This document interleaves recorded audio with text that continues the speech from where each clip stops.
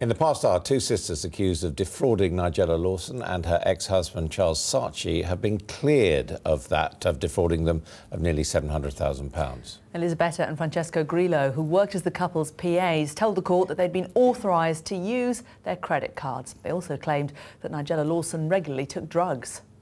So how will the outcome of the trial affect the celebrity cook's career? With us now are the branding expert Carolyn Dailey from the Dailey Partnership and Mike Ramsden. He's head of broadcast at the PR agency PLMR. Well, straight question, what impact do you think it will have on what is a pretty big career for Nigella Lawson? It's a huge career, and she's a huge media brand, and I think that her story is all about short-term and long-term, and I think that in the short term, there's going to be a storm. Obviously, the headlines are what they are. But over the long term, I think her story will come out. I think she needs to tell her story. And I think that once people understand what she was dealing with, the two big headlines being she says that she did cocaine 2 times, and both times in very, very extraordinarily difficult circumstances. One as her husband and the father of her young children was dying. The other when she was in a very difficult marriage. I think people will see will have a lot of empathy for her. That's the problem. Well, what can we? I think Nigella is a very believable person, and I think that when she gets... Not the jury. Well, that's not what the trial was about, though. She gave a version of events which the jury's rejected. That's true, but in terms of having her drug use was not what was on trial. And I think when she starts to talk about that, which was, unfortunately for her, a collateral issue, it will become clear that, you know, I think she's a very credible speaker. Mike, as a PR executive, what would be your advice to her? What should she do now? I think the first thing here is that if you're advising anybody on this, is don't take part in the court of public opinion. Obviously, don't have your life examined in a courtroom if you can possibly avoid it. And that would be the advice, right? However, having said that, I think she's come across with incredible dignity during this whole proceedings, and we've just seen that clip of her walking from the taxi to the courtroom, and that picture there was put on the front of the Daily Mail with that fantastic quote, "I haven't got a drug problem, I've got a life problem." I mean, it's a really powerful quote, but for me now, I think we'd advise a silence at the moment, a dignified silence. She has a new series starting on Channel 4 in the new year. It's a slightly different format for her. You know, that's something that might draw a line under this. Carolyn, is there any way that this could actually enhance her career? You talked about the fact that she should tell her story eventually. Mike's saying that she should keep silent for now, but in the long term, how could this improve her brand? Well, I think that's exactly what will happen, which many people might be surprised about, seeing what we're seeing right at this moment. But I think over time it will, particularly in America. She's got a lot further to go in America. She hasn't really established her brand there yet.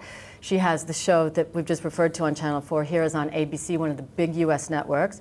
That's already done in the can. It's finished. It's going to start airing in the beginning of January. I think people don't know her in America very well. They now know her. You know, there's no such thing as bad publicity in one way. And because of this, she'll no doubt do a lot more talking. I think she'll want to address her audience in America. I think Americans...